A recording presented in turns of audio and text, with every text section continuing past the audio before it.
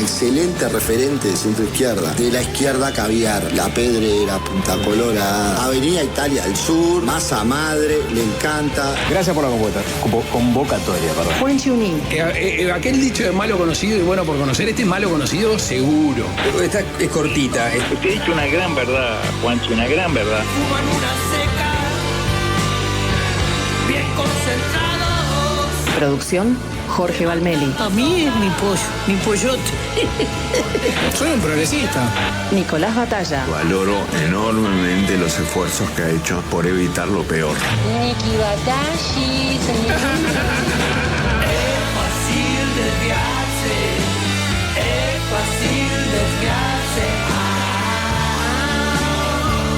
Cada vez es peor. ¿Se puede decir bosta en radio? Patético. Lo más difícil que me ha tocado escuchar. No, ellos están permanentemente en la trinchera. Es un dolor de cabeza para el gobierno de coalición. Ese es un discurso para afuera, como no actúa uno en la vida.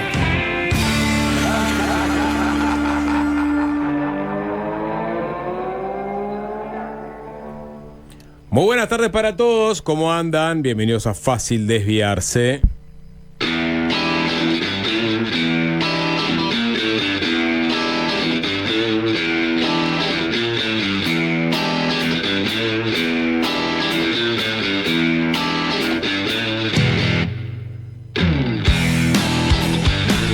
¿Cómo andás, Niki?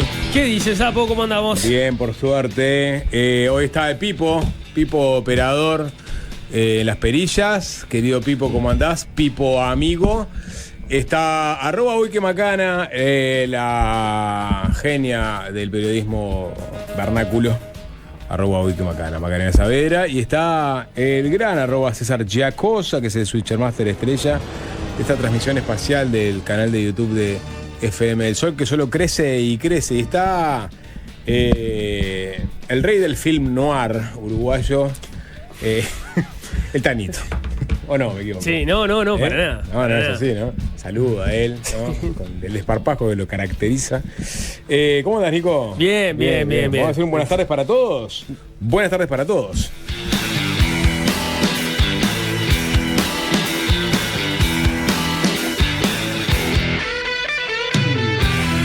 Mientras las sordas bajan acá por Pablo María, sí, rumbo a la Rambla, ¿no?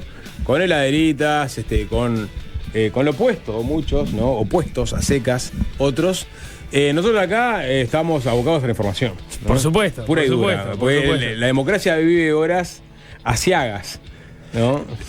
Sí, en varios frentes, porque incluso hay información de último Sí, momento. podemos breaking decir. news. Sí, ¿Ya a está? ver, bueno, tenemos lo que llegamos a comentar antes del arranque del programa. Es una información que viene de canales, podemos decir, oficiales de comunicación o con la prensa, ¿no? Formales de comunicación con la prensa de parte del Frente Amplio, donde se cuenta que el presidente del Frente Amplio se encuentra en estos momentos, estamos hablando de Fernando Pereira, reunido con la bancada de senadores del Frente Amplio, concurrió a dialogar con los legisladores de su sector para hablar sobre la resolución del secretariado del Frente Amplio respecto a la denuncia en comisión al senador Andrés Ojeda.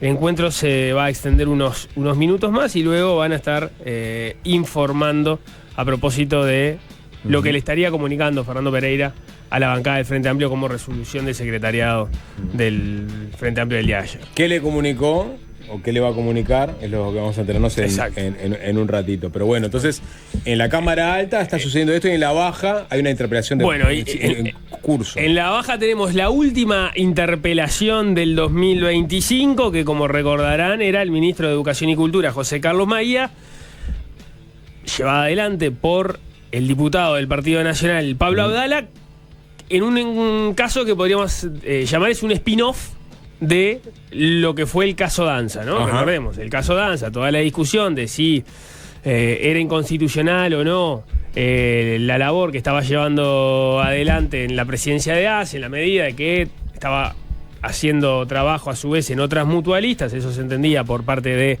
la oposición que violaba el artículo 200. En determinado momento esa discusión se trasladó a la JUTEP.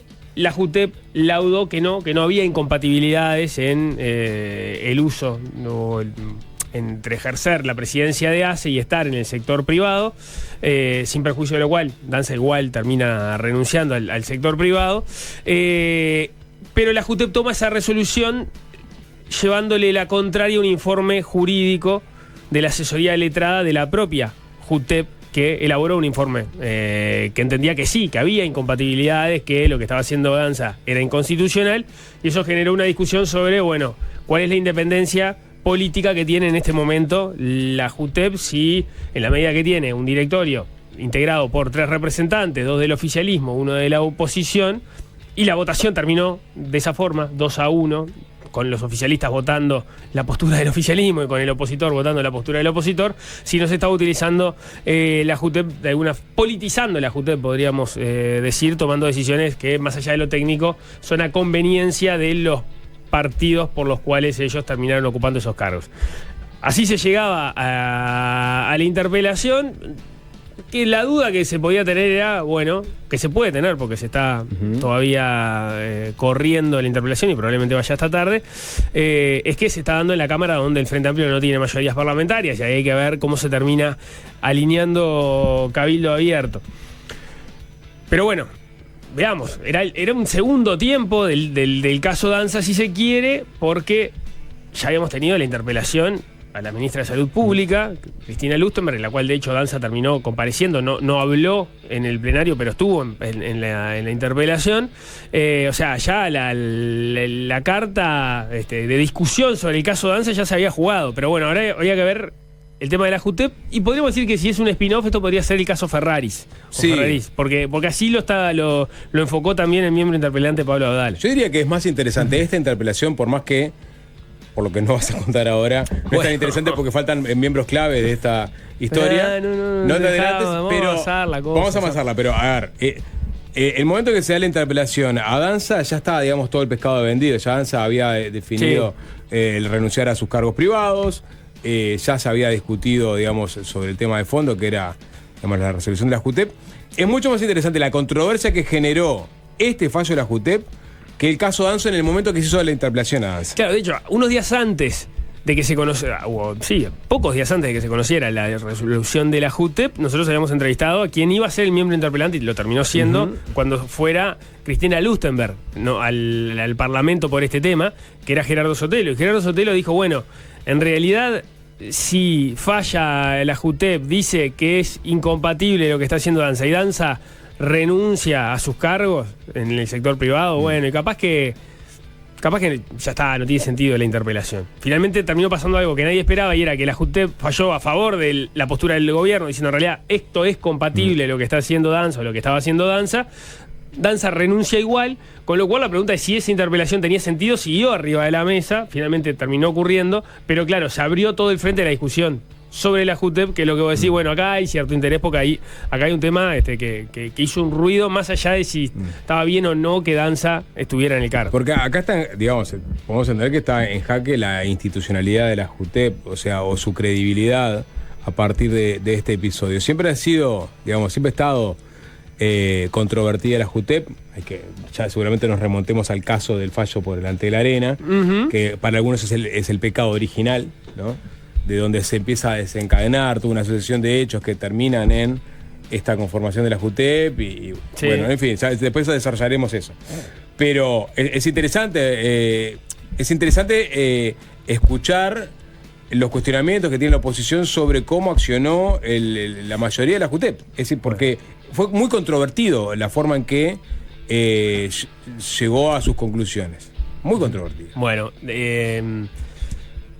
veamos cuánto se avanza sobre eso en la interpelación, en lo que vamos a repasar ahora. Vos viste cómo arrancan las interpelaciones en general. Se abre la sesión, se recibe al interpelado, al ministro del caso, en este caso Maía. Se anuncian las reglas de cómo va a ser, digamos, la dinámica. En este caso creo que era 1 hora y 1 hora, y tenían la opción de 15 minutos de prórrogas después, y el tiempo que tienen el resto de los integrantes del cuerpo para poder hacer sus declaraciones o su intervención. Y ahí también se invita por parte del ministro del caso a ingresar a sala. ¿Quiénes van a acompañar al ministro durante la interpelación? En este caso, vamos a detenernos ahí. Escuchemos a Maía pidiendo a ver quiénes ingresan al cuerpo. Bueno, muy buenos días. Espero que estén bien. Presidente, le voy a solicitar la autorización a usted y por su intermedio a la Cámara para que ingresen a sala la viceministra, maestra Gabriela Verde, el director general, Carlos Varela y el director de Asuntos Constitucionales y Legales, el doctor Mario Galeotti. Corresponde votar la... Bueno, tres nombres que yo desconocía por completo. Bueno, Gabriela Verde es la subsecretaria de Educación y Cultura, y después el otro es Carlos Varela, es uno de los Carlos Varela del Frente Amplio, el que era alcalde. Ahí está. Y Galeotti. Carlos Varela igual. Sí. Asesor letrado, no tiene ese gusto. Pero capaz que sí, no lo recuerdo. Y acá hubo ¿qué te llama la atención de eso? Hubo un plop acá porque dice, ¿dónde están los miembros de la JUTEP? Bueno, eso que te llamó la atención a vos fue lo que le llamó la atención al miembro interpelante, Pablo Abdala, que enseguida de que se votó que estas personas ingresaran a la Cámara, se le dio la palabra a Pablo Abdala para que empezara con su intervención. Y bueno, fue lo primero sobre lo que llamó la atención. Quiero empezar por decir, señor presidente, que nos resultó curioso o llamativo que el señor ministro no se haya hecho acompañar por las autoridades de la JUTEP, por su presidenta, por los directores, que en el centro de esta discusión la JUTEP está y habrá de estar, como se verá a lo largo de nuestra exposición. Pero es el derecho del ministro, naturalmente. El artículo 119 de la Constitución es muy claro en cuanto a que son los ministros interpelados los que resuelven en los casos en que el objeto de la interpelación tiene que ver con un ente autónomo o servicio descentralizado, si convocan o no a las autoridades de dichos organismos. Adelanto, señor presidente, que nosotros vamos a hacer una serie de señalamientos muy categóricos, en algún caso muy severos, con relación a la JUTEP y particularmente a sus actuales representantes, muy especialmente con relación a la señora presidenta. Probablemente cataloguemos alguno de esos señalamientos en términos... Sin mucha sorpresa, Abdala, ¿no? Sabía de antemano que esto iba a suceder. Puede ser. Yo honestamente no tengo claro... Si no tendría que estar bramando Abdala, porque le hicieron la del 30, o sea... fue muy medio, más allá de que... No vamos a escuchar esa parte en determinado momento. Vamos a explicar de vuelta lo que pasó, Nico, porque capaz que la gente entendió. Lo que pasó es, la interpelación es por el tema JUTEP. Se llama al ministro de Educación y Cultura porque es con el cual la JUTEP se relaciona con el Poder Ejecutivo, más allá que no hay una relación de dependencia, pero de algún lado tiene que colgar, la JUTEP cuelga de el Ministerio de Educación y Cultura, más allá de que tiene independencia técnica y no está en relación de jerarquía con el Poder Ejecutivo ni con el Ministerio de Educación y Cultura en particular. Pero bueno, por eso se invita al Ministerio de Educación y Cultura, que es a los que se puede interpelar, en definitiva, y ahí es el sistema político, el ministro del ramo, el que elige quién acompaña y quién no acompaña. Maías no llamó a la JUTEP, o por lo menos la JUTEP no fue, no la invita a pasar. Entonces ahí llega Abdala y dice, epa, acá falta alguien que es casi que el actor protagónico de esta interpelación. No es el cumpleañero. Sí, de quien vamos a hablar muy mal además, ¿no? Adelanta. En particular vamos a hablar mal de Ana Ferraris. Y ahora sí, metámonos un poquito en el corazón de la intervención de Pablo Abdala, que decía que iba a tener cosas fuertes para plantear sobre Ferraris, y efectivamente las planteó. Probablemente se deduzca de lo que nosotros venimos diciendo, pero entendemos que ya no hay razones suficientes como para que permanezca en su cargo. Quiero adelantarme a decir esto, señor presidente, porque ya no es cuestión de que nos despierte mayor o menor confianza a los partidos de la oposición, de que le siga generando confianza al partido de gobierno, que presumo que así será, porque fue el partido que la designó. Yo creo que la presidenta de la JUTEP no le da garantías al país, señor presidente. No le da garantías a la política, no le da garantías a la institucionalidad democrática. No genera la dosis de credibilidad necesaria y suficiente como para que la opinión pública crea en la política.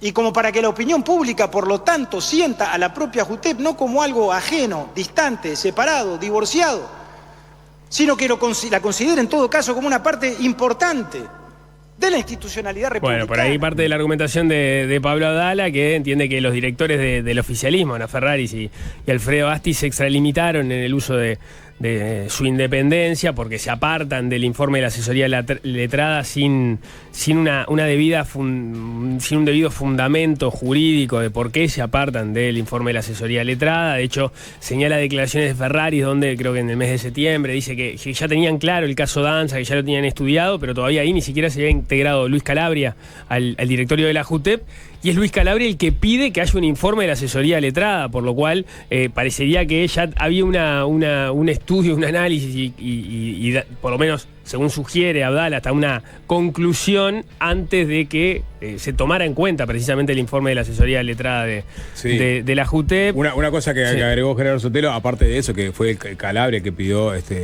la consulta a la asesoría letrada, es que, bueno, obviamente Ferraris entonces fue la que actuó sola en la conducción de relevamiento de datos para hacerse o para poder formarse una opinión, ¿no? Y ahí, por ejemplo, le pidió un informe a la Facultad de Medicina sobre si Danza cumplía bien o mal sus funciones, cuando era obvio que, digamos, la Facultad de Medicina a grado 5 te iba a dar para adelante.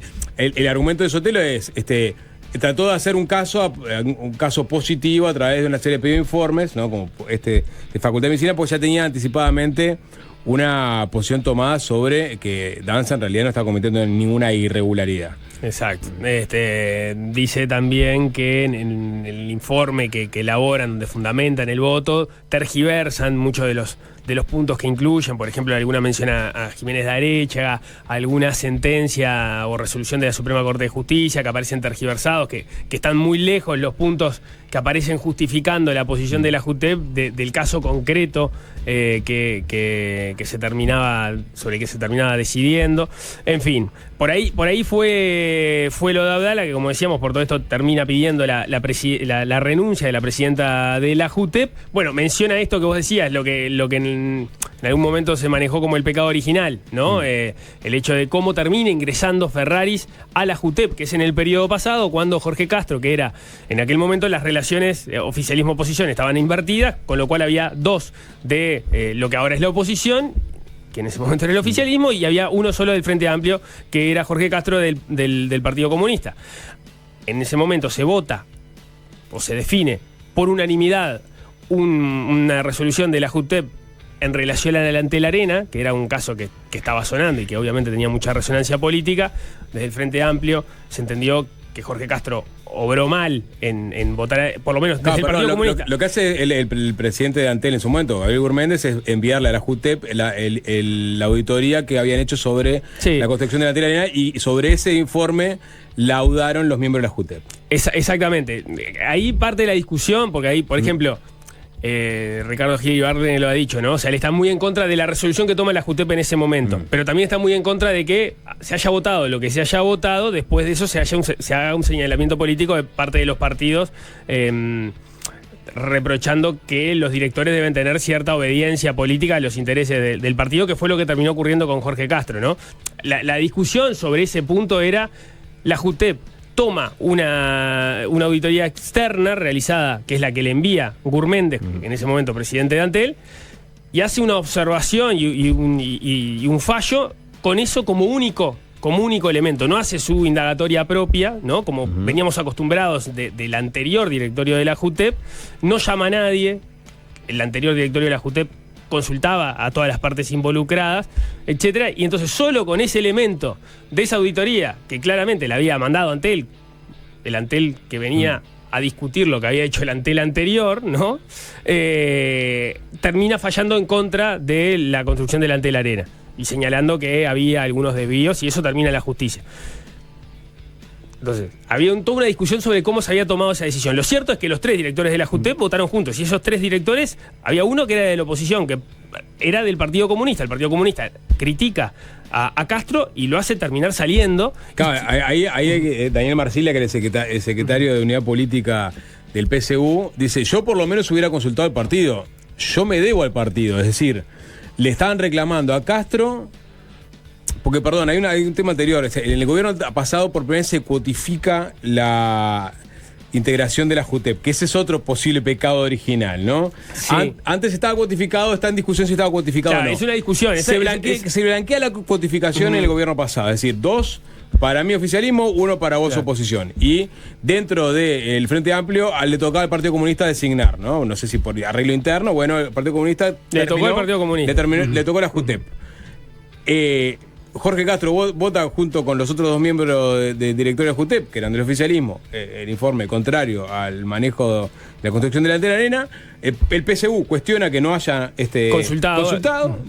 Castro termina renunciando. Al PSU le quedaba por cuota designar a otro miembro de la JUTEP. Claro, el PSU que había dicho Castro no nos consultó, es el que termina también poniendo ese lugar que quedaba libre y termina siendo Ana Ferraris. Dando a entender que si vos sos designado para la JUTEP y si sos del Partido Comunista tenés que consultarlo, ¿no? Sí, digamos, esa es la tesis que quedó armada y sobre todo que ahora está enarbolando la oposición. Ferraris cuando asume, recuerdo haberla entrevistado en los Unidos Informales, dice no, yo me manejo de manera independiente. Pero es verdad que el contexto en el cual ella ingresa es exactamente ese. Las críticas que se le hacía, por lo menos desde algunos actores importantes del Partido Comunista, a Castro, porque en su momento un tema sensible para la fuerza política no la consultó con el partido. ¿Están ahí del otro lado? ¿Nos están siguiendo? La cabeza, porque estamos muy enroscados, ¿no? Sí. Pero es importante esto, porque es el organismo que, sin ser vinculante, falla sobre cuestiones de ética pública. Y es el lugar en donde muchos estábamos depositando, o mucha gente está depositando, su confianza a la hora de recibir, fallos de forma ecuánime, sin vicios de politización, etcétera, etcétera. Muy cándidos. Todos los que estaban o estábamos depositando la confianza. Y ahora está siendo severamente cuestionado. Bueno, entonces tenemos el llamado, ahora la interpelación a la JUTEP, por este caso, que no tiene a la JUTEP en la Cámara de Diputados en este momento porque Maía no los hizo pasar. Se sorprende a Abdala pide la renuncia de Ana Ferraris, termina su primera parte de la locución y le toca intervenir a José Carlos Maía, el ministro de Educación y Cultura, que ahí explica por qué no estaba la JUTEP presente. Puedo hacer. Le digo que voy a remitirme al motivo de la convocatoria, a lo que me llevó a mí como ministro, que dice así: de acuerdo a lo establecido por el artículo 119 de la Constitución de la República, los representantes nacionales, abajo firmantes, y están los mocionantes, mocionamos, dice, para que se llame a sala en régimen de interpelación al señor ministro de Educación y Cultura, profesor José Carlos Maía. Y dice más adelante: el llamado se promueve a los efectos de que el señor ministro informe sobre la posición del Poder Ejecutivo respecto de la actuación de la Junta de la JUTEP, para hacerlo más fácil, con relación a la situación funcional del presidente del directorio de ACE, y de manera especial el señor ministro será, y lo sugiero encomillar, interrogado sobre todo lo relativo a la resolución 367/25 del 6 de noviembre, aprobado por la mayoría referida Junta. Bien, yo me voy a referir a lo que me compete como ministro, y por eso fue la definición de la delegación. Lo que nos preguntan acá es lo que nosotros opinamos desde el ministerio, en la convocatoria. Para comenzar... ¿Quedó claro, Sapo? ¿Lo pudiste seguir? Sí, dice Maía, bueno... ¿por qué no está la JUTEP? Y porque acá leo la convocatoria, y la convocatoria dice que me llaman a mí para dar la opinión del Poder Ejecutivo sobre la resolución de la JUTEP. No están pidiendo que la JUTEP informe sobre nada, están pidiendo la opinión del Poder Ejecutivo. Acá estamos, ¿no? Entonces, para asesorarte para estar más firme en tus argumentaciones, podrías haber tenido a los miembros de la JUTEP a tu lado, ¿no? Para darte un poco de letra. Sí, es el argumento que puedes... literalmente es así lo que plantea Maía. Sucio pero legal, como se dice. Sí, sucio pero legal, y bueno, pues puede ser. Pero la estás haciendo estamos gastando agua embotellada, ¿no? Sí, cafés en ese caso. Cafés, energía de UTE, por algo que va a ser absolutamente insustancial, porque no están las personas que tienen que responder. Vamos a ver, porque dice, el motivo de la convocatoria es, la opinión del Ministerio, del Poder Ejecutivo sobre la resolución de la JUTEP. Bueno, vamos a avanzar sobre eso. ¿Cuál es la opinión del Ejecutivo sobre la resolución de la JUTEP? Vamos a escucharlo, estamos buscando a Maía. Con nada. Buscando a Maía es una película como Buscando Nemo, pero en el pasado. Conversábamos con los chicos. A ver, ahí lo tenemos. Mayoría en este caso, pero pongamos el órgano, la institución JUTEP. En un caso constitucionalmente, por lo menos podría ser discutible, constituye una manifestación legítima de un conjunto de interpretaciones válidas y razonables de la norma constitucional. Puede aparecer como técnicamente discutible, opinable, debatible, y no voy a hacer un abuso de adjetivo porque no va a poder estar por mi lado. Pero todo ello responde a razones de oportunidad, conveniencia o mérito que determina la propia JUTEP y que exceden claramente el ámbito competencial del control de legalidad del Poder Ejecutivo en el correcto ejercicio de la referida tutela administrativa. Y esto que acabo de decir es clave. ¿Por qué? Porque la definición, que podrá ser opinable, discutible, se podrá opinar lo que se tenga que opinar, está dentro de las competencias que tiene la propia JUTEP determinada por la ley para llevar adelante, lo puede hacer. Y este ministerio tiene claramente acotado el ámbito competencial. Por lo tanto, eso es lo que acota estrictamente la actuación y las afirmaciones que hoy hacemos en sala. No puedo hablar casi nada de lo que dice Maía. ¿Cómo? No puedo hablar casi nada de lo que me van a preguntar. Lo que dice es, sí, en todo caso, el MEC tiene la tutela administrativa, no tiene la tutela técnica, la JUTEP no tiene relación de subordinación jerárquica con el Poder Ejecutivo, entonces lo que podemos opinar sobre lo que hace la JUTEP o no, nos podemos remitir a si hay algo que está viciado de ilegalidad, pero en la medida que no haya ilegalidad y lo que estamos discutiendo es un fallo que es opinable, que podemos estar a favor o podemos estar en contra, pero que no es ilegítimo, no tenemos nada para hacer ahí. Entonces, vamos a las preguntas que le hacía Abdal. A ver, cuando llegue el momento de las preguntas, ¿qué más puede aparecer en esta interpelación? Democrática. Eso es lo que a nosotros nos mueve. Y por eso hemos estado acá. No solo por el deber del constitucional, sino por la convicción de que es importante que estemos aquí. El señor miembro interpelante nos hace una serie de preguntas. Yo le diría que por lo menos 11 de ellas refieren a lo que ha hecho o dejado de hacer la propia JUTEP. Y yo lo que he contestado, y contesto las 11 en una sola respuesta, es que la JUTEP actuó acorde a sus competencias y que yo lo único que tengo para ver es la legitimidad que tiene para tomar las decisiones que toma. Y eso es lo que me encomienda la Constitución a partir de la tutela administrativa que se fija. Por lo tanto, todas... Más adelante dice, podría entrar, pero no quiero, justamente para respetar la autonomía que tiene la JUTEP. Dice, de estas 11 preguntas las respondo de la misma forma, la JUTEP hizo lo que quiso, pero lo hizo de manera legítima, yo no me tengo que meter. Pues ¿cuántas preguntas son? 80, no eran 15. 4 preguntas. Había alguna que sí podía responder. Vamos a escucharlo. ¿Cuáles son las que sí puedo contestar? Es la pregunta 13, que refiere al Ministerio de Educación y Cultura, y si tuvo participación y tiene posición sobre el proyecto de decreto que procura regular el tratamiento de las denuncias que recibe la JUTEP. No tengo ni idea de esto. No soy parte y nunca fui consultado. Después, la 14... nos quedan 3, para César. Espero que haya alguna que haya sustancia dentro de la respuesta. Hay una que responde Carlos Varela. Hay una esta que viene, Carlos Varela, en esta, la que es la 14, creo, le hace una consulta a Maía y le pide permiso para que la responda Varela. ¿Es esta que viene ahora? No la perdimos. No la dejé. Pero o sea que no importa mucho lo que respondió.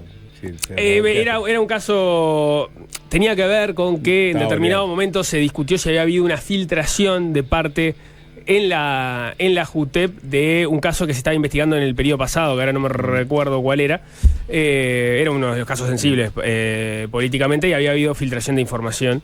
Y a partir de eso se preguntas, o se había hecho una investigación administrativa y que se quería saber los resultados sobre de dónde había surgido la filtración. La conclusión es que sí había existido una filtración, pero no sabían quién había sido, no se pudo determinar quién había sido, entonces tampoco había ahí va, era por el caso de Charles Carrera.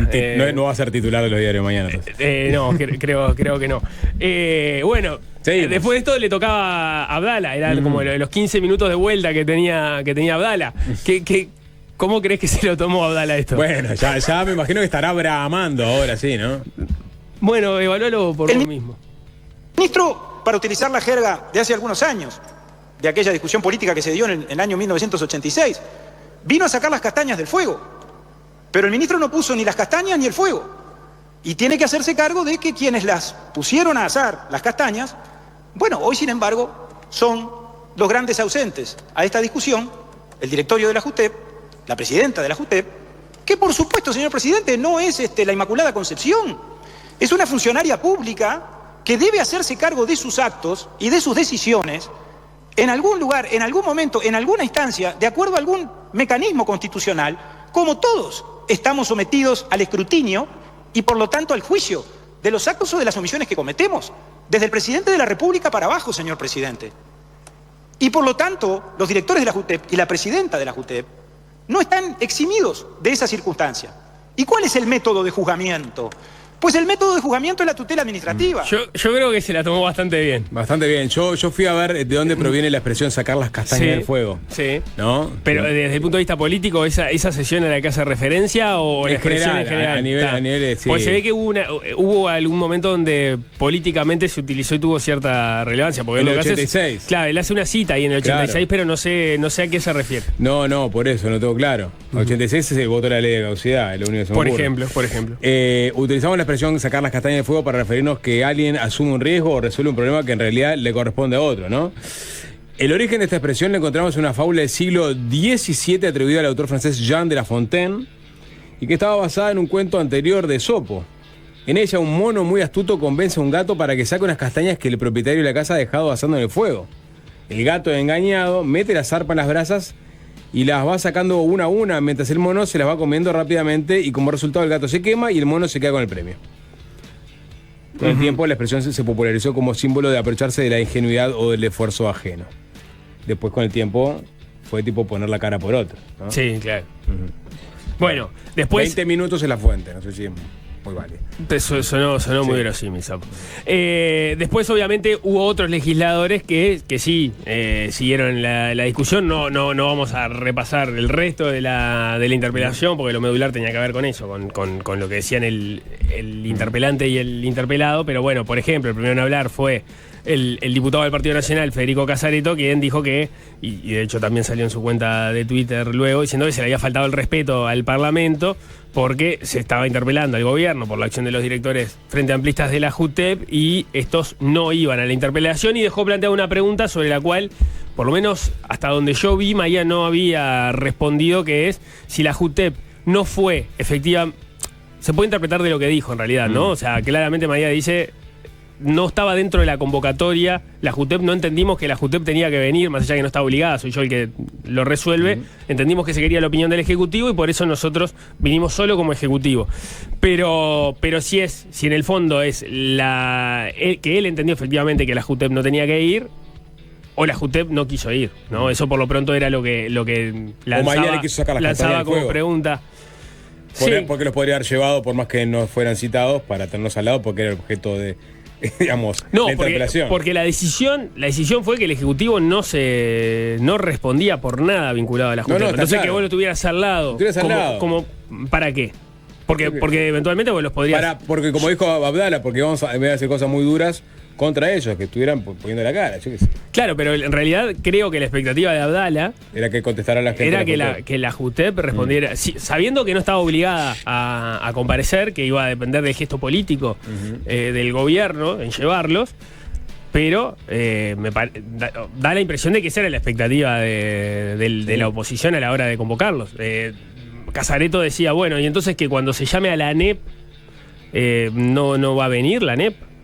O mejor dicho, cuando se llama el Ministerio de Educación y Cultura para hablar de temas vinculados a la educación, la ANEP, que también tiene cierta autonomía, no es el mismo tipo de relacionamiento, pero tiene autonomía, que no va a ir y no va a responder, porque el Ministerio de Educación y Cultura no se quiere meter en la política educativa que lleva adelante el CODICEN o la ANEP.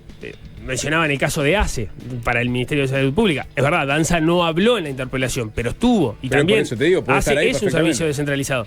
O sea, perfectamente podrían haber estado ahí, iban a seguir palabras muy duras, le iban a hablar un malambo en la cabeza a los miembros de la JUTEP, porque ha sido muy controvertido el fallo, la argumentación, algunos pasajes del fallo contra Danza, de Danza en realidad.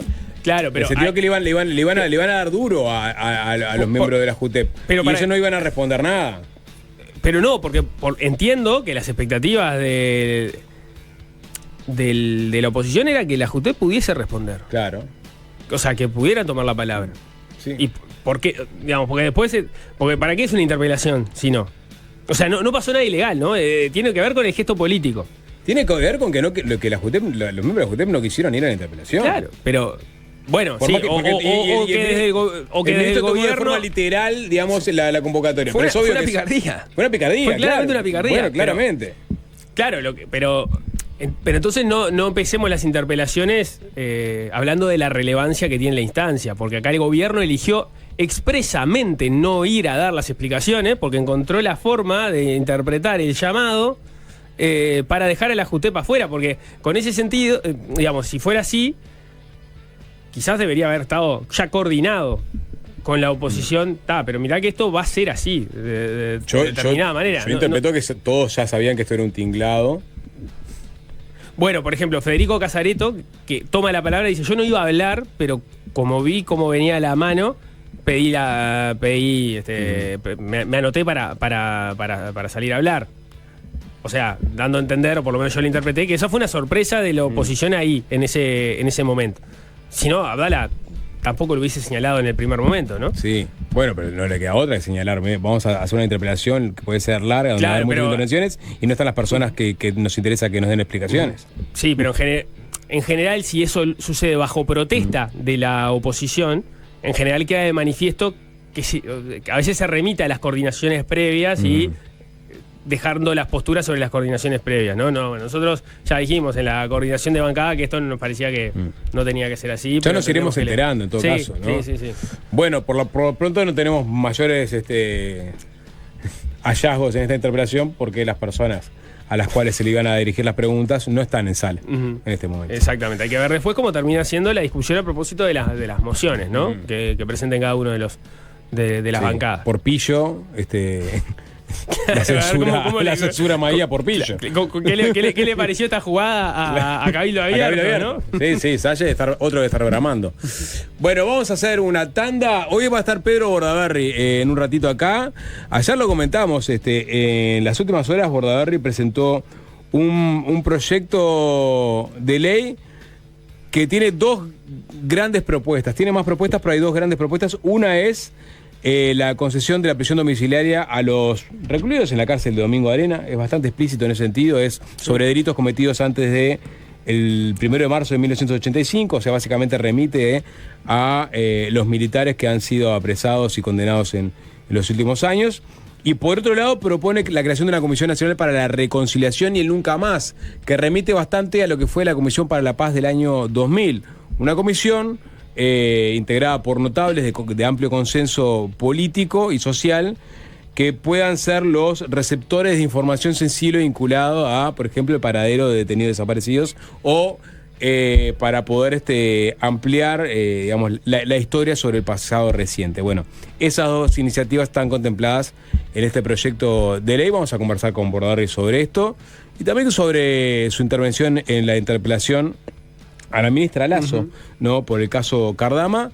Y quizás si tenemos información sobre lo que define el secretario ejecutivo del Frente Amplio vinculado a lo que la bancada del Frente Amplio hará sobre el caso Ojeda y la presunta violación de la Constitución por haber pedido un sobreexamen en Fiscalía cuando él es senador y la Constitución marcaría que no puede hacerlo ante un servicio descentralizado y la Fiscalía lo es. Bueno, el Frente Amplio tiene una posición tomada que se está trasladando en estos momentos a la bancada de senadores.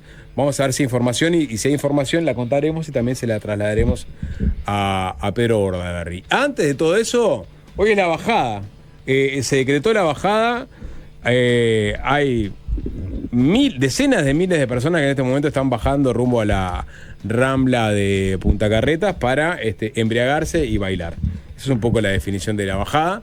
Entonces, ¿qué pasa? ¿Qué viene después de la bajada? Cumbia nena para todos. Después de la bajada lo que viene es la crecida, que es lo que va a sonar a continuación en La Voz de los Espíritus. En las últimas semanas volvió al centro del debate político la discusión sobre la posibilidad de conceder prisión domiciliaria a los recluidos en la cárcel de Domingo Arena. Esa cárcel es el principal destino de los militares, policías y civiles procesados o condenados por violaciones a los derechos humanos en la dictadura.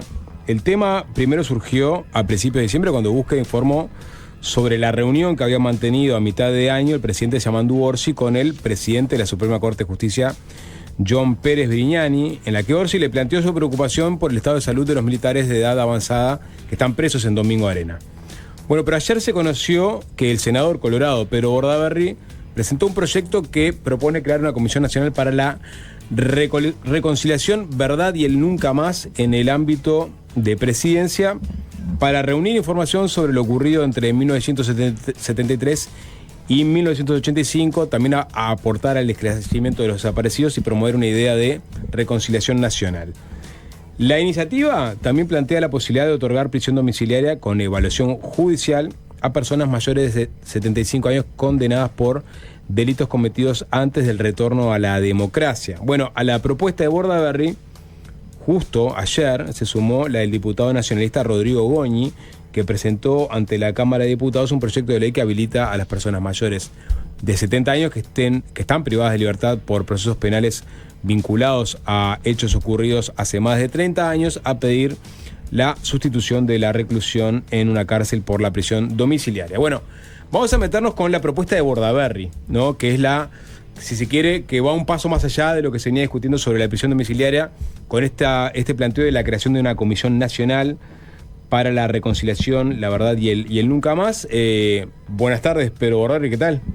Hola, ¿cómo andan? Bien. Gracias por la invitación. Tomado de la voz, ¿no? Sí, con una gripe, saliendo ahora de la gripe y al final del año me agarró más viejo, muerto cansado. Bueno, esa es la verdad. Ya se vienen las vacaciones.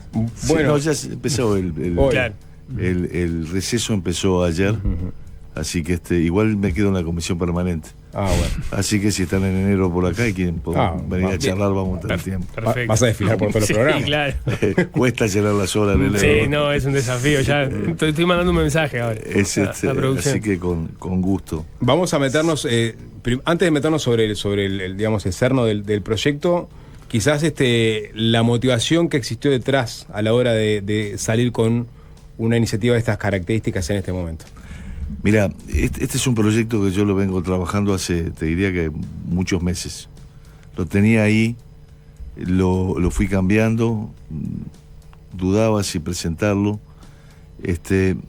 Hace como varios meses fui a una presentación de un libro en la Intendencia, un libro de Nelson Fernández, y estaba la calle Herrera, estaba Sanguinetti, y había otros más, y la calle Herrera mencionó el tema, y se venía hablando hace rato, se venía tirando el tema hace rato. El tema de la prisión domiciliaria. El tema de la prisión domiciliaria. El libro es también Libertad, fue la entrevista que hicimos ayer con Nelson Fernández. ¿Verdad? Bueno, ahí, sí, la calle Herrera menciona el tema, exactamente. ¿Te acordás ese día? Sí. Y así, esa es una que me acuerdo bien porque me llamó la atención la calle Herrera diciéndolo ahí. Pero después de eso, pasó lo que pasó el presidente de la República, que entonces se lío si le dijo o no le dijo al presidente de la Suprema Corte de Justicia. Otra vez está el tema ahí. Y después también, obviamente, hay un reclamo de como que no ha avanzado mucho la búsqueda de información de los desaparecidos también, que es un tema que nosotros tenemos también allí. Me tocó integrar la comisión de designación del nuevo miembro del Instituto Nacional de Derechos Humanos, que también el tema estaba allí. Ahí me puse a trabajar el proyecto, no lo tenía del todo terminado, cuando se vino que en el cierre de la Asamblea General se realizaba una sesión por los 40 años del retorno a la democracia. Y ahí empecé a ver qué decir, esas cosas así, y empecé a encontrar en todos los presidentes de los últimos 40 años unas referencias siempre a este tema, a los dos temas, referencias importantes, ¿no? Sanguinetti en su momento con el cambio en paz, la ley de caducidad, los plebiscitos, etcétera, y el Club Naval y el propio Sereni, y la salida, después Wilson Ferreira y la gobernabilidad, después declaraciones de la calle Herrera cuando asume en su gobierno, ya en los 90, también haciendo referencia a la necesidad de dar respuestas. Y bueno, ni que hablar, viví muy de cerca la Comisión para la Paz, estaba en el gobierno en ese momento, todo el trabajo que hizo esa comisión, que creo que fue el primer gran paso que se dio respecto a los desaparecidos en el país. Creo que eso fue así. Ustedes, no los voy a aburrir con el tema, ustedes lo conocen tan bien como yo.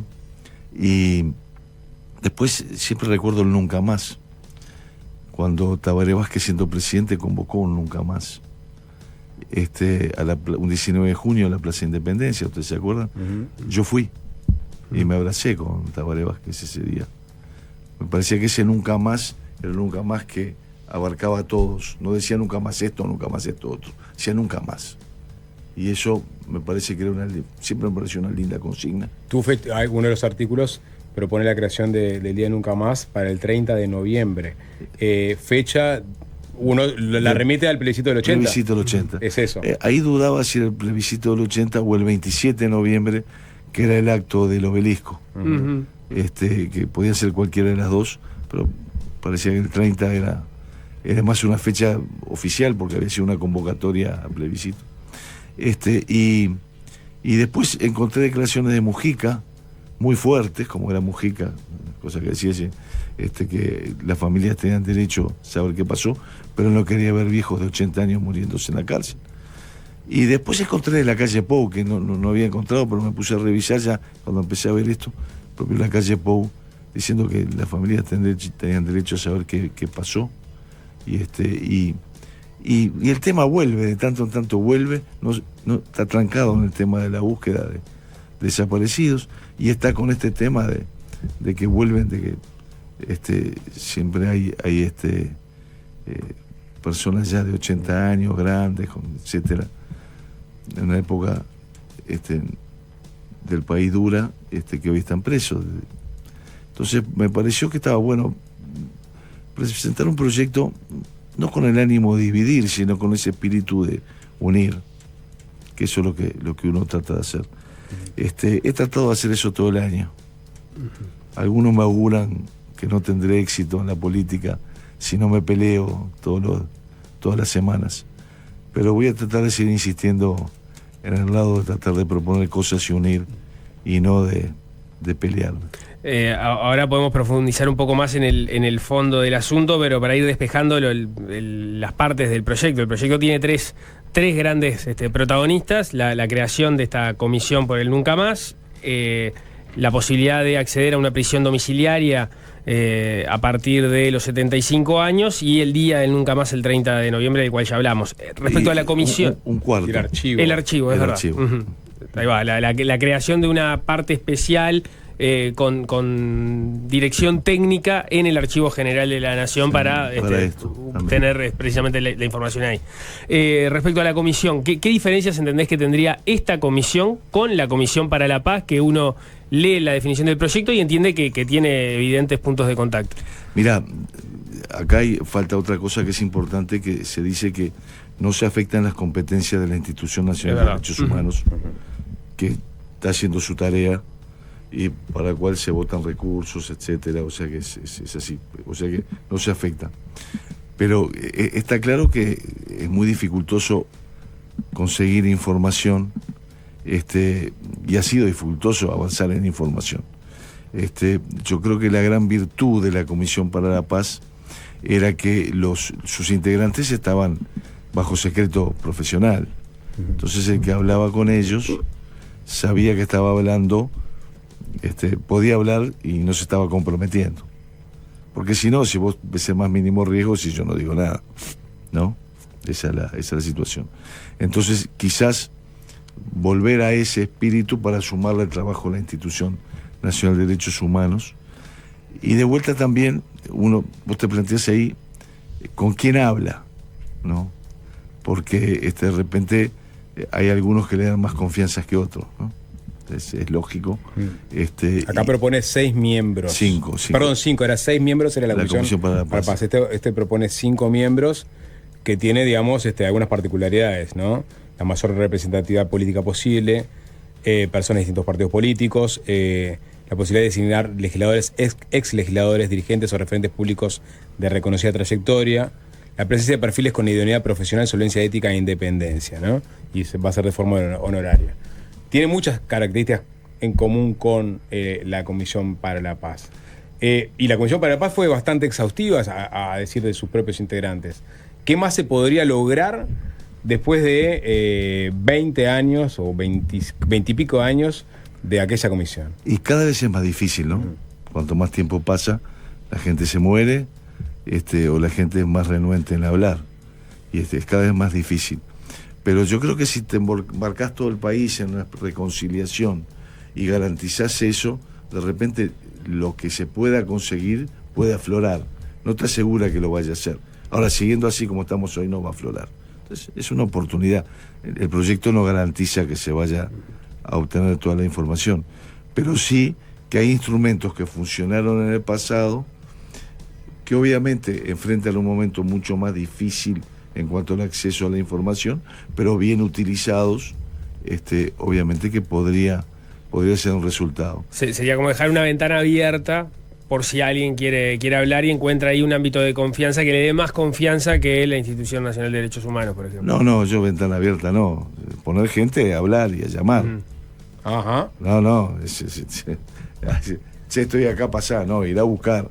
Estas personas designadas tendrían como mandato, por más que sea honorario, de salir a buscar información. Y claro. No quedarse, digamos, en una ventanilla esperando que venga gente. No, Ramela, ya sé. Gonzalo Fernández, compañía, no se quedaron en la casa esperando que viniera la gente. Y vos ahí está, ¿qué lectura tenés de cómo funcionó la Comisión para la Paz y cómo, digamos, ha envejecido su trabajo? Está toda la discusión a propósito de que parte de las conclusiones llevaron a poner como no una lápida, pero sí desestimular la búsqueda de detenidos desaparecidos, en la medida de que parte de las conclusiones implicaban de que había habido desenterramientos y se habían tirado al mar, y eso echaba por tierra las expectativas de familiares de poder encontrar detenidos desaparecidos. Yo creo que tiene dos partes, ¿no? El encontrar y tiene el saber, ¿no? De repente es como tú decís, encontrar no lo podés encontrar, pero de repente el saber podés saber, ¿no? Y ahí obviamente que no tenés que amputar nada, ¿no? Ninguna posibilidad de eso. Me parece que es es el último tren, ¿no? El último bondi que pasa por la parada. Después de esto ya pasan 5 o 10 años y se acabaron, ¿no? Es la última oportunidad de que se sepa. Y si vos lo embocás en esos dos temas que todavía quedan desde hace más de 40 años en el país, bueno, es la oportunidad de tratar de darle un cierre. Y como surge el tema, vuelve a surgir, dije, bueno, acá está. Lo había elaborado y en las últimas semanas le metí más. Me metí más en el tema y dije, lo presento. ¿Es posible conectar este proyecto con el planteo de Mujica poco tiempo antes de morir, hablando sobre esa idea de que a cambio de información los militares de Domingo Arena recibieran algún tipo de beneficio, ¿no? Acá uno ve este proyecto y dice, por un lado, Bordaberry presenta la creación de esta comisión, de donde se puede llegar a extraer información que sea de utilidad para reconstruir esta historia, pero por otro lado, a los militares se les garantiza que van a tener prisión domiciliaria, es decir, este proyecto contempla contempla lo que Mujica de alguna forma planteaba de una forma no estructurada. O sea, hay un lugar, una institucionalidad para dar información y hay un planteo concreto de una prisión domiciliaria. O sea, ¿puede ser una troca eso, esto que plantea el proyecto? A ver, quizás tiene el mismo espíritu, para decirte algo, pero es distinto, pues yo creo que como lo planteaba Mujica desde el punto de vista jurídico era muy poco viable. No, vos tenías que aprobar una ley que tenía que catalogar la información que tú dabas para irte para la casa. Era de muy difícil aplicación. Esto no es reconciliación. Che, vamos a hacer esto, el país va a ser generoso con ustedes. Acá hay unas personas que integran esta comisión. Estas personas tienen secreto profesional, el que puede hablar y ayudar para que estas personas que son familiares que perdieron a sus seres queridos sepan qué pasó. Y bueno, y en esto todo el mundo confía un poco, apuesta un poco a que se puede llegar a lograr algo, ¿no? Es realista, creo, esto. No, por eso digo, lo de Mujica era más una cosa en el aire. Lo de Mujica quizás estaba más inspirado en algo que hay en Estados Unidos, con la figura del arrepentido. O la delación premiada. Sí, claro, viste que en Estados Unidos, acá también ahora se ha traído, pero está la figura del arrepentido, el informante. Pero está ese espíritu en el proyecto, es decir, yo le estoy garantizando que va a tener prisión domiciliaria. También estoy creando una comisión. Arrímense a dar información. No, se le da un instrumento más a los de la comisión, diciendo, che, mira, el país ha sido generoso contigo con esto, ayúdanos con esto. Hay secreto, cerremos este asunto, terminemos este asunto. Y yendo al caso concreto de la prisión domiciliaria o la posibilidad de prisión domiciliaria para quienes están en Domingo Arena, ahí hay muchas discusiones superpuestas, ¿no? Está la pregunta de si algunas de estas personas, que fue el planteo de Orsi, no están en situaciones de salud por las cuales deberían estar en sus casas, sino en cárceles como la de Domingo Arena, más allá que no es una cárcel común, es estar presos. Si ya de determinada edad, indistintamente de si están bien o están mal de salud, deberían estar presos o no, pensando que los delitos que cometieron hayan sido los que hayan sido, pero fueron delitos cometidos en el marco de la dictadura, pasaron hace muchísimo tiempo. Si deberían estar presos o no por los delitos que cometieron, también es otra discusión que el país dio en su momento. ¿Vos ahí en qué lugar te parás en todas esas posibles discusiones que hemos tenido a lo largo de estas 4 décadas sobre ese asunto? No entro en ellas. Yo ya he visto que algunos que me han pegado, me han criticado en las redes y eso, diciendo, no, vos tenés que pelear por su libertad absoluta, nada de prisión domiciliaria, que los manden para la casa. Yo no entro en esa discusión. No entro en esa discusión de ningún caso. ¿No te hacen planteo que hace Manini, por ejemplo, de que son No, yo lo que políticos digo es, mirá, son personas mayores, esto pasó hace no sé cuántos años, acordate cómo fue la salida, Club Naval, cambio en paz, ley de caducidad, 2 plebiscitos, etcétera. Viste, mirá, la salida es esta, y es una salida que parecería ser la más lógica. No entremos a discutir, no abrimos eso de vuelta, no porque tú tenés la culpa, no la empezaste vos, pero vos hiciste esto del Estado y así, y de vuelta nos volvemos a pelear. Entonces, es claro que esto lo que busca es unir, no dividir. Me parece que es adrede esto. No es por evitar las discusiones, sino que es por lograr el objetivo de la reconciliación. Si vos abrís de vuelta el asunto, los 2 demonios, y el esto y el otro, la capa, y bueno, entonces ustedes tienen mucho material para los programas de radio, sí, claro, pero no solucionamos el problema. Claro, te lo preguntaba porque, por ejemplo, vos mencionabas la presentación del libro También Libertad de Nelson Fernández. Ahí la tesis de la calle Herrera es, ahí hay militares que están mal presos, porque hay señalamientos, por ejemplo, sobre cómo ha funcionado la justicia también, que fue un punto que yo no manejé ahora. Si están bien o están mal juzgados, procesados, condenados, dependiendo del caso. ¿Sobre eso no tenés una posición en concreto? Yo no quiero entrar en eso. Hay en el Montevideo.com hoy hay un caso de uno que vivía en Maldonado, Punta del Este, que tenía un restaurante, no sé cuánto, y lo acusaron injustamente en México, lo metieron preso, tuvo no sé cuántos días presos, volvió y se suicidó.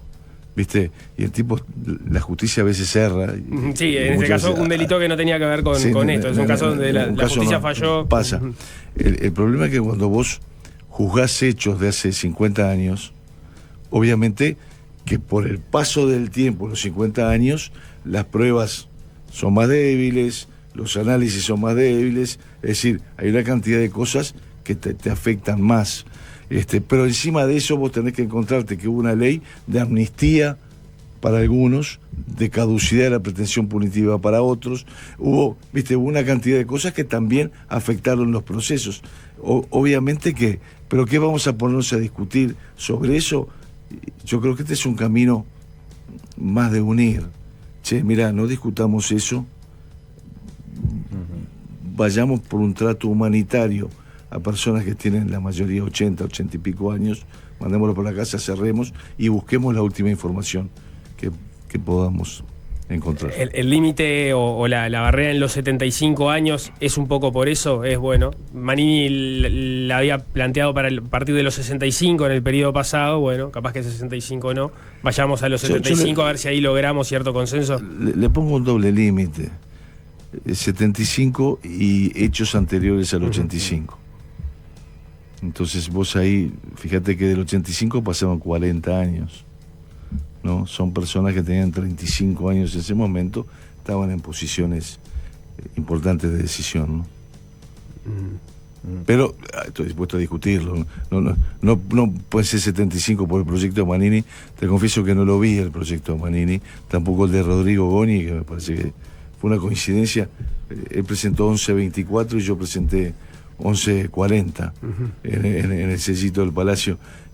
Claramente ni él había redactado el proyecto esa mañana, ni yo lo había redactado esa mañana, porque no era posible. Se ve que estábamos pensando en algo parecido. Es la Comisión Nacional por la Reconciliación y el Nunca Más. Esos son los dos términos, no hay verdad. Verdad, reconciliación. Reconciliación, verdad y nunca más. Porque la consigna histórica es verdad, justicia y nunca más. Acá se cambia la justicia por la reconciliación. Hago este planteo semántico que tiene que ver con la discusión que puede llegar a venirse con respecto a los familiares desaparecidos que históricamente han llevado adelante esa consigna. Siempre plantean justicia y siempre está la dicotomía de si se puede conseguir justicia y verdad al mismo tiempo, o justicia o verdad. En este caso tú planteas reconciliación. No me lo planteé en ese término. A ver, ¿qué hay en un nombre? Si una rosa dejara de llamarse rosa, seguiría oliendo a rosa. Escribe Shakespeare ahí en Romeo y Julieta. Se lo hace decir a Julieta, a su haya, en ese momento entre los Montescos y Capuletos. A ver si es una cuestión de nombre, nos vamos a poner de acuerdo. No, pues es importante que aparezca o no aparezca el término justicia, porque hay muchos que plantean al día de hoy, por más que sean ancianos, que esos ancianos sean juzgados. Por eso digo, está bien. Yo expresamente digo que esto es exclusivamente sobre la prisión domiciliaria, no es sobre los procesos. No me meto tampoco, porque lo estudié, pero me pareció que era meterte en un camino que era más de discrepancia que de unión. Claro, va sobre en todo caso las condiciones de reclusión, no sobre si en determinado momento estas personas recuperarían su libertad. Sí, no, ahí no me meto. Perdón, y si tienen derecho a recuperarla, la recuperarán. Por si no los procesos que están corriendo. Sí. Y Pedro, te pregunto una cosa. ¿Puede ser que este proyecto simbólicamente sea importante porque lo propone un Bordaberry después de tanto tiempo? ¿Venís vos a presentarlo? ¿Puede tener un impacto extra esto? Para que tenga, digamos, entre las cosas, un apoyo amplio. Creo que yo ya estuve acá con ustedes antes. Se lo digo en serio, yo vine a tratar de ayudar a solucionar el problema del Uruguay. ¿Pero lo simbólico no te parece importante? Lo simbólico lo analizan ustedes. Bueno, pero vos te pasará por la cabeza que vos hagas una propuesta de este tipo. Por mi cabeza pasa a hacer lo que creo que está bien. Te lo digo en serio, porque cuando tenés mi edad ya las ambiciones esas juveniles y etcétera ya van cediendo porque mirás de reojo y vas viendo que diste vuelta a la curva y allá está la meta, ¿viste? Entonces empezás a ver las cosas de otra forma. Si puedo con esto ayudar, ayudo, como he tratado de ayudar todo el año en otros temas. Y si no sale, no sale, pero voy a pelear para tratar de ayudar. Lo voy a hacer siempre. Esa es la idea. ¿Y está conversado con el presidente? ¿Has conversado con más gente? Se lo mandé a gente de todos los partidos, con los coordinadores, etcétera. Se los he mandado a todos. Yo creo que si lo ven, es una linda oportunidad. Incluso para todos, ¿no? Y de repente es mejorable esto. No me enamoro de las cosas que yo hago, pero de repente es mejorable. Es una oportunidad para decir, che, bueno, esta es la última oportunidad que tenemos. Me parece. Así que bueno. Ese procedimiento de, por ejemplo, presentárselo a los coordinadores de las otras bancadas y divulgarlo, ¿es el mismo procedimiento que seguís para todos los proyectos o con este fue distinto? No, con este es más. Obviamente que era un proyecto que iba a tener repercusión. Lo presenté y lo mandé. Pues empecé a mandar y lo mandé a la presidencia también y lo mandé a los presidentes de los otros partidos y lo mandé a los coordinadores. No, lo mandé para todos lados. ¿Ya has tenido alguna devolución? Ni a favor ni en contra. Ninguno. Pero está bien, hay mucho tema aquí ahora en el fin de año, ¿no? Están a los tiros. Así que con la JUTEP y Maía en estos momentos, no sé cuántas cosas más, así que no sé. No, quería una más, porque vos lo mencionaste y lo mencionamos en la introducción. El presidente, nos enteramos que estuvo a mediados de año, se reunió con la Suprema Corte justamente para llevarle él mismo, ¿no? Ahí sí simbólicamente importa que vaya el presidente y no mande, el Ministerio de Defensa no mande a alguien, vos manden estos informes de salud de los de Domingo de Arena. No, fue el propio presidente que fue y lo presentó. Había un interés del presidente al parecer. ¿Tú crees que el presidente también está alineado con esto? Una buena pregunta para el presidente. No has conversado nada con él. No, es una pregunta para el presidente. No tengo idea. No tenés ni idea. Si tuviera te la diría, pero tampoco me voy a hacer el que, ya mandó, vení para acá y yo converso las cosas, no. Tengo un buen trato con él, nos cruzamos en los actos públicos, nos saludamos cortésmente, pero no. Yo creo que para él puede ser un buen camino, porque si él tuvo esa preocupación, esto es hacer una comisión, integrar gente de otros partidos, buscar la unidad, mostrarse como se mostraron los presidentes anteriores, más allá del propio votante, siendo amplio en las cosas. Me parece que para él sería una buena oportunidad para todos. Pero bueno, de repente no lo considera así, y obviamente que hay que entender que cada partido a su vez tiene sus cosas internas, ¿no? Este es el tema en el Frente Amplio, no es un tema fácil, no, obviamente. ¿Hacemos una tanda, te parece? Sí, y nos metemos con otros temas. Con mucho gusto. Seguimos conversando con el senador Pedro Bordaberry. Ya hicimos un repaso por lo que es este proyecto de ley que busca, por un lado, crear una comisión para la reconciliación, la verdad y el nunca más, y por otro lado, darle prisión domiciliaria a personas que hayan cometido delitos antes del 1 de marzo de 1985 y que tengan 75 años de edad o más. Hay algunos otros temas vinculados a la coyuntura política. Uno de ellos fue la interpelación que le hicieron a la ministra Sandra Lasso a propósito de la compra de estas patrulleras que está fabricando la empresa Cardama. Ya harto manido este tema, pero bueno, en tu intervención, en la interpelación, pusiste arriba de la mesa un tema que creo que es de preocupación de todos, que es si eventualmente Uruguay se puede comer un juicio por parte de la empresa Cardama, ¿no? O sea, no solo perder los 30 millones de dólares que ya puso, sino aparte tener un juicio y que por daños y perjuicios eventualmente el Estado uruguayo tenga que poner más plata, ¿no? Y ahí se hace una serie de consideraciones que capaz que las podemos ir repasando. Una de ellas, quizás la que más llamó la atención, es tu lectura sobre el Código Civil, en donde planteás que esta garantía famosa de Eurocommerce es parte de un contrato accesorio del contrato principal, y que con el solo hecho del incumplimiento de un contrato accesorio no cae el contrato principal, y que por ello eventualmente Uruguay podría enfrentar un juicio por parte de la empresa Cardama y Cardama nos ganaría, ¿no? Eso por un lado. Ahora te cuento lo que Jorge ya respondió a este planteo, pero si puedes expresarte un poquito más en ese punto. ¿Ahora? Sí. Sí, mira, con gusto. Que una garantía es un contrato accesorio es por definición, porque una garantía garantiza algo. O sea que el contrato accesorio es aquel que no puede existir sin otro contrato. Cuando vos salís de garante, si yo salgo de garante de tu alquiler, en realidad es accesorio de que vos alquilaste, ¿no? Entonces tenés que pagar y yo tengo que cumplir. Si no existiera el contrato principal, no existe el contrato accesorio. Eso, a ver, derecho civil 1 o 2 en la facultad, no hay duda.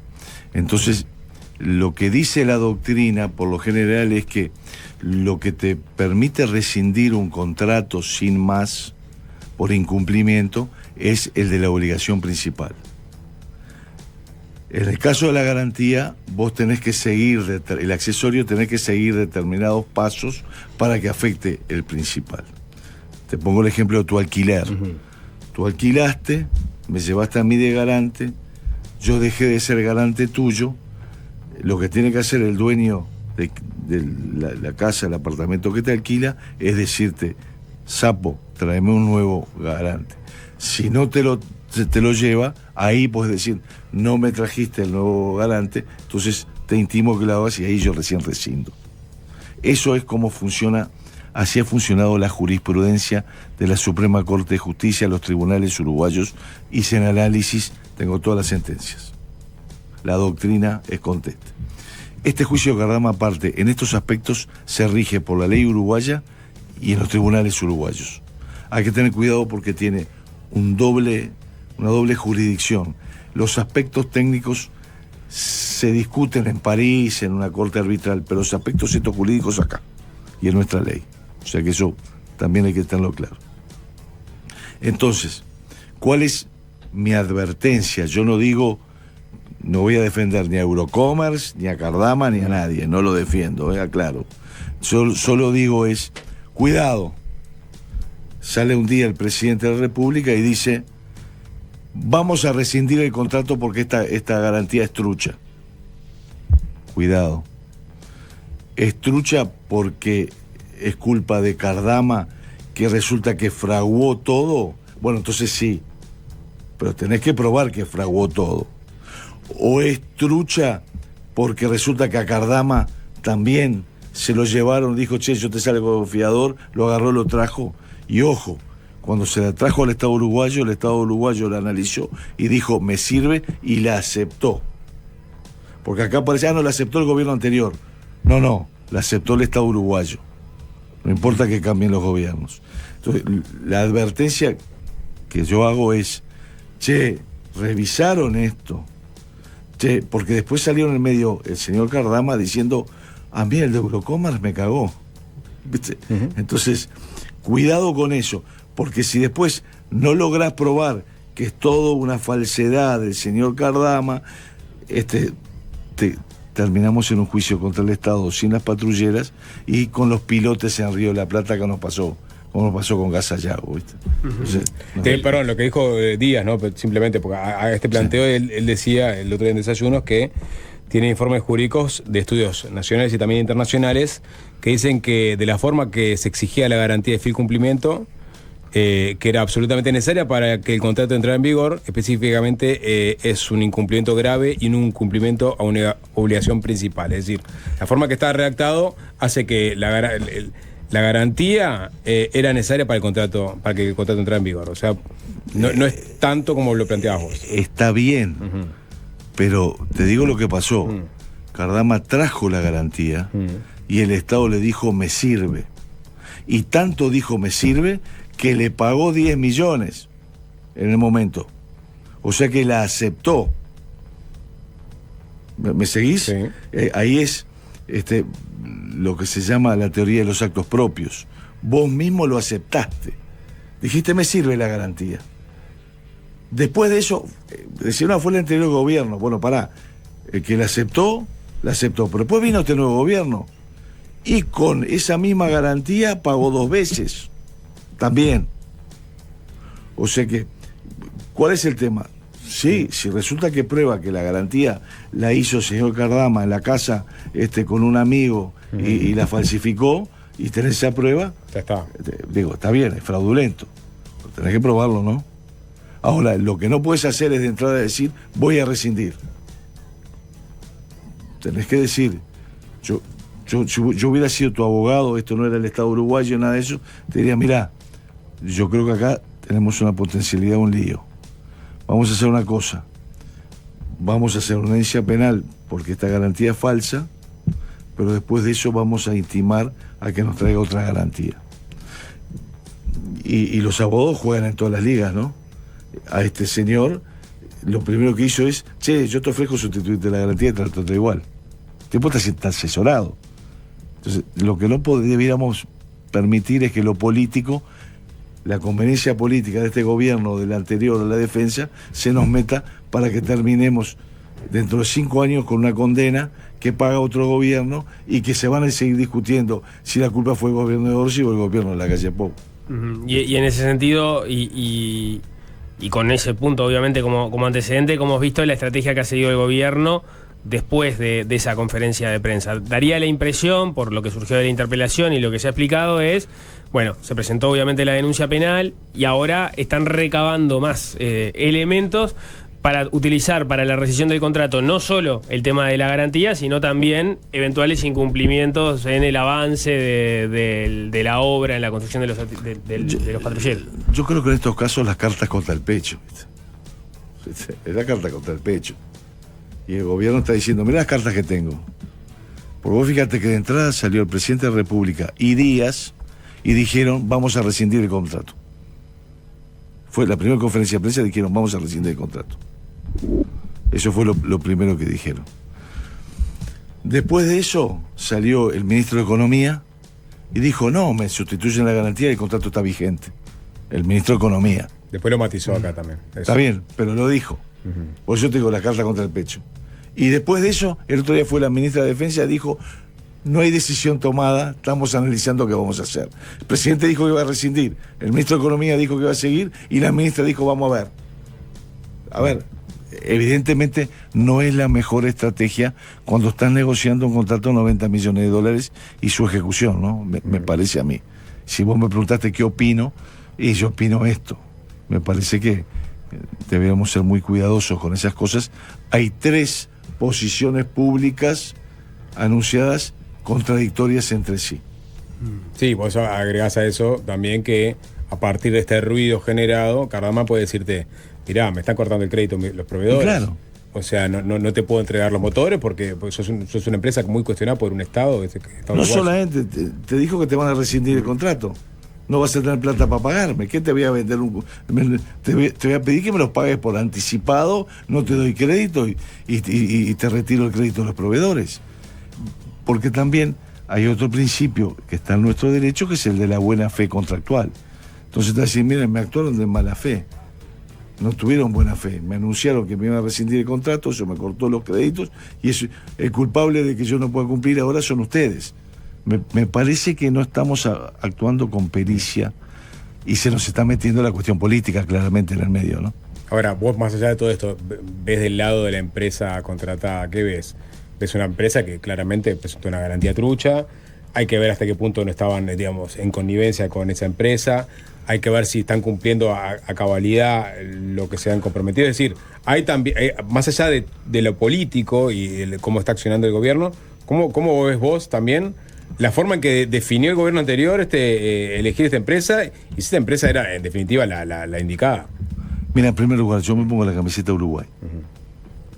Y presentamos una moción el día de la interpelación para que se conforme una comisión con el Poder Ejecutivo, 2 senadores de la oposición y 2 senadores del oficialismo. Confidencial, etcétera, para ayudar a trabajar en este asunto. Eso es lo primero. Y dejar de hablar de este asunto los titulares de los diarios, porque en definitiva, cada paso, cada cosa que decís, después te la usan en contra. Eso es lo primero. Lo segundo también lo dije. Que Uruguay necesita patrulleras oceánicas, nadie lo discute. Están todos los políticos, todo el sistema político diciendo se necesita. Que el narcotráfico, que la pesca, que esto, que el otro, se necesita. En segundo lugar, lo que podemos gastar son 90 millones de dólares.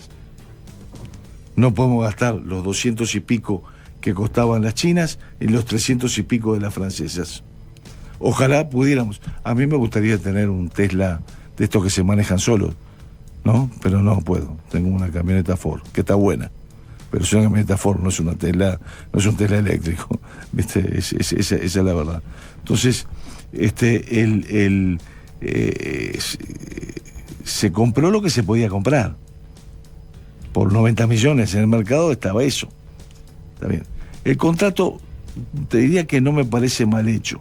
La garantía me merece mucha duda. Muchísima duda. Indudablemente, tanta duda que era trucha.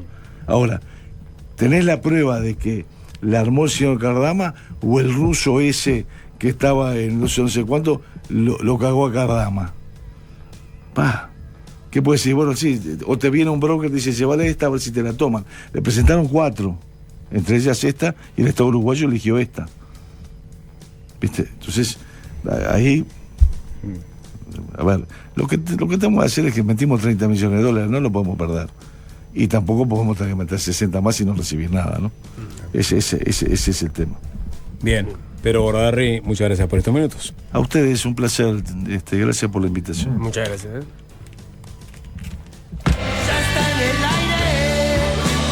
Fácil desviarse.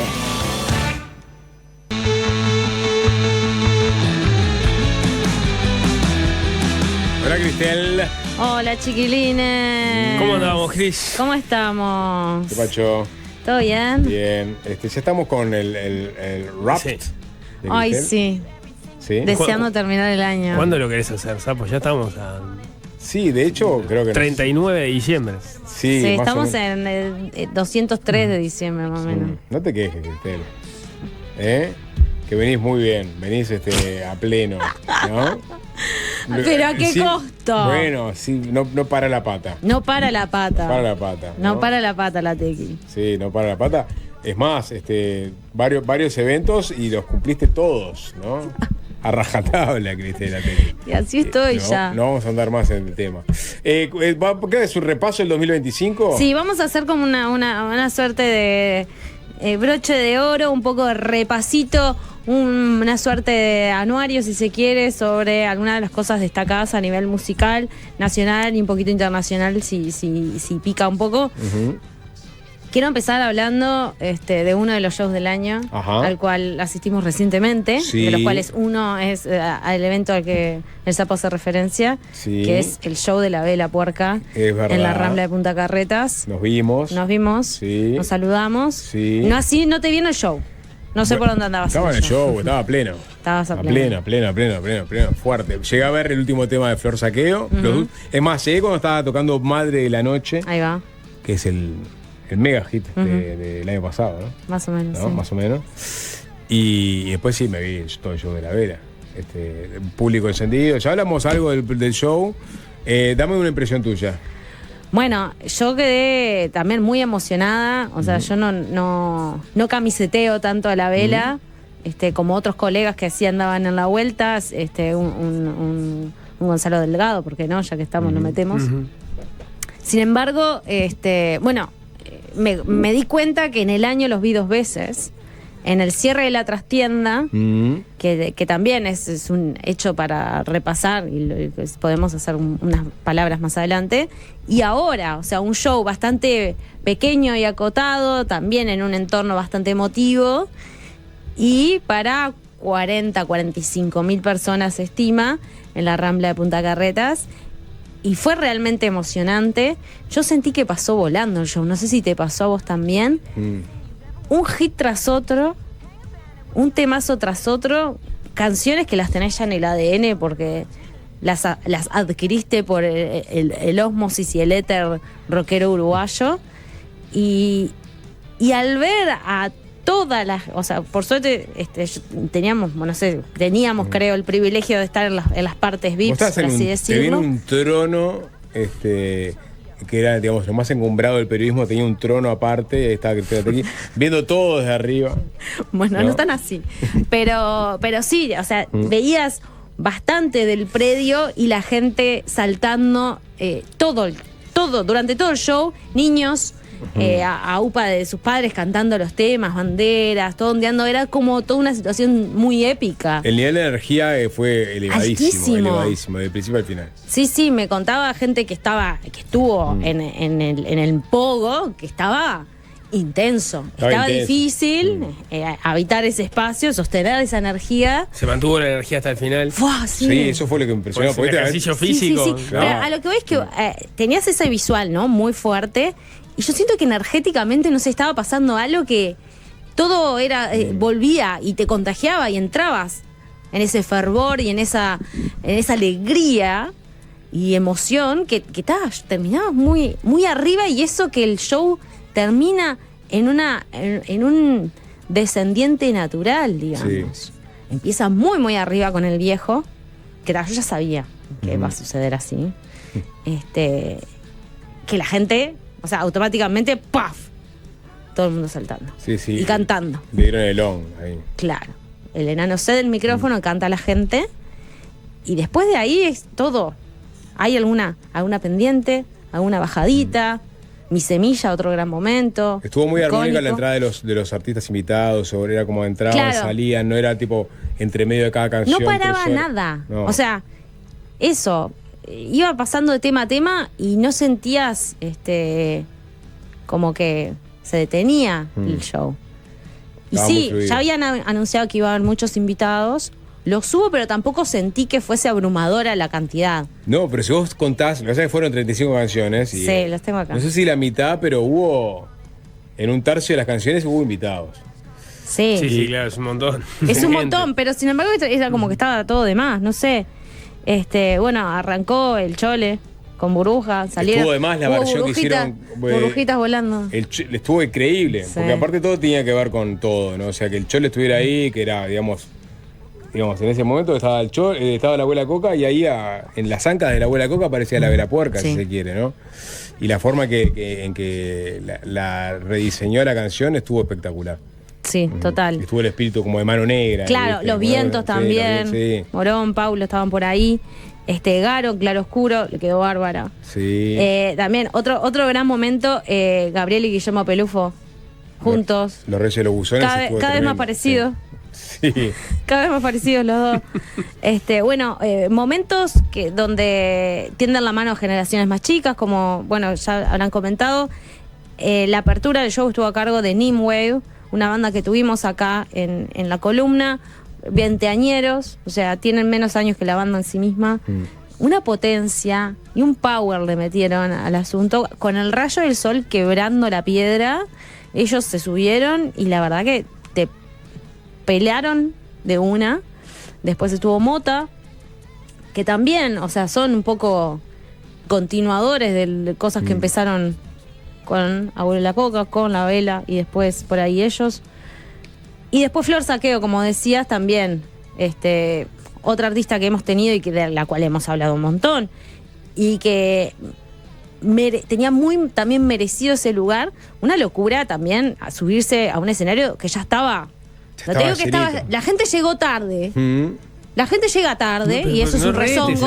¿Por qué retás a la gente? Porque tienen que llegar más temprano. Yo sé que es diciembre, pero si vas a dedicarle el día a ver a la Vela Puerca, no puedes arrimarte al predio a las 9 de la noche. Yo sé que hay gente que llegó muy tarde, porque me han contado. Ajá. Y no podés. Se arma cuello de botella, llegas tarde. Había gente para Flor Saqueo ya. Había mucha gente. Sí. Y yo, o sea, espero no estar cometiendo una infidencia. Se bajó del escenario en shock, básicamente. ¿Ah, sí? Claro. Después de tocar con mucha tanta gente, claro, mucha gente, mucho público. Mucho agite también, se la agitó un montón. Sé que había mucho amigo y amiga de la banda y se agitó muchísimo. Pero mucha gente con ganas de rockear. Claro, y ella, lo que dio la banda en ese momento fue increíble. O sea, estaban a la altura de las circunstancias mal. Y realmente, o sea, es obvio que se llevaron muchísima gente a los hombros. Eso está bueno también, o sea, tener la posibilidad de que mucha gente que no tiene la más pálida de quién sos. Exacto, y que sea una mujer rockera, chiquilines, por favor. Sí. Una mujer rockera despeinando un montón de pelados. así. ¿Hablas por alguien en particular? Bueno, vos llegaste al final, así que sí, un poco. Bueno, volvió Flor a subirse al escenario también con Santulo. Rodra también, otra artista que también estuvo en la trastienda cuando tocaron a principios de año. Y también hermoso, una versión de Tormenta preciosa. Sí, pues en Argentina, que hicieron un show bastante parecido por los 30 años, se subió Barbie Recanati a hacer Tormenta. También estuvo increíble. Sí. La original la canta nuestra amiga Terciopelados. Andrea Echeverri. Sí, la queremos pila. Bueno, 35 canciones, fue un show que yo no lo sentí largo, sentí que voló. Voló, sí. Voló. Tuvimos coberturas de temprano con los amigos de Topic, estuvimos en el predio desde las 4 de la tarde, o sea, también mucho tiempo ahí dando vueltas, entrevistando gente, el stream de andar por ahí en la vuelta, y después un lindo momento posterior y celebrando también este gran año con los amigues y fundiéndonos en un abrazo pogueado. O sea que ponemos este show como los shows del año claramente. Sí, ¿no? claramente los shows del año, compartido con Shakira, que ya hablamos hasta el hartazgo, no quiero mencionar más. De lo personal, ¿cuál es ese show que viste? Ni te acordás ya. ¿El de Beyoncé? No, el de Beyoncé. Obvio. Y bueno. No, y bueno, también que no lo mencionamos, el de Taylor's Problems en el Teatro de Verano. Otro show larguísimo y espectacular, también con mucho invitado arriba del escenario, una apuesta bastante grande para la banda de arribar al Teatro de Verano, fue una remada y también como una apuesta a prueba y superada la prueba. Mucha gente por ahí se arrimó conociendo Jordan y algún tema más y se dieron una pasada por todos sus discos, con alguna sorpresita en el medio. Y bueno, un homenaje al Tusi también hacia el final, tocando Momo contra Satán con varios de los de la hermana menor. También fue un show cargado de mucha emoción. Sabemos que las canciones de T y Ernesto en particular son personas y canciones muy emotivas que llegan te tocan la fibra interna. Así que fue muy, muy fuerte ese show. Y 3 horas de show. Para Inter, ¿alguno que hayas visto acá, internacional? ¿De los que vinieron? Bueno, fui a ver a Marilina Bertoldi, de la cual vamos a hablar después en un ratito. Fui a ver a Catriel y Paco Amoroso. Nico estuvo ahí. Estuvo Wilco también, no sé si lo fuiste. Nico fue. No, fui a ver a Wilco, me lo perdí porque estaba en Chicago mientras tocó Wilco acá. Disculpame. Ahí le saqué una foto a las torres. Sí. Del Yankee Hotel Foxtrot. Sí. Del disco. ¿En serio? Sí, claro. Sí. Yo rescato Palm Scream. Ahí va. Entre los shows internacionales. Pero ya no me acuerdo qué más vi. Es que estuvo Sabina mucho. También, ¿no? Estuvo Sabina, yo no fui a ver a Sabina. No recuerdo. ¿Paul McCartney fue el año pasado? Paul McCartney fue el año pasado. Está bien, ya perdemos noción del paso del tiempo. Sí. Un show que me gustó mucho y me voy por la izquierda también es el show de Danny Umpiner Living, donde celebró los 20 años del disco Perfecto. Esto ya es como a título muy muy a personal, porque es un disco que a mí también me marcó y me gusta mucho y lo celebro muchísimo, y son canciones que ya dejó de tocar Danny en sus shows en vivo y hizo una pasada casi entera de ese disco que a muchos nos marcó la adolescencia, y tal, un show chiquito en el Living, ahí también en el lugar que también fue casa y origen de mucha de la movida de los 2000, y Dani en particular, así que fue un lindo show. Además, en el show que yo fui estaba Ernesto Tavares, y Ernesto Tavares me dijo, es el mejor show del año. Se lo dice a todos. ¿Qué dices? ¿Hacemos una tanda, te parece? Hacemos una tanda y seguimos con discos. Música, seguimos con discos. Ya venimos. Fácil desviarse.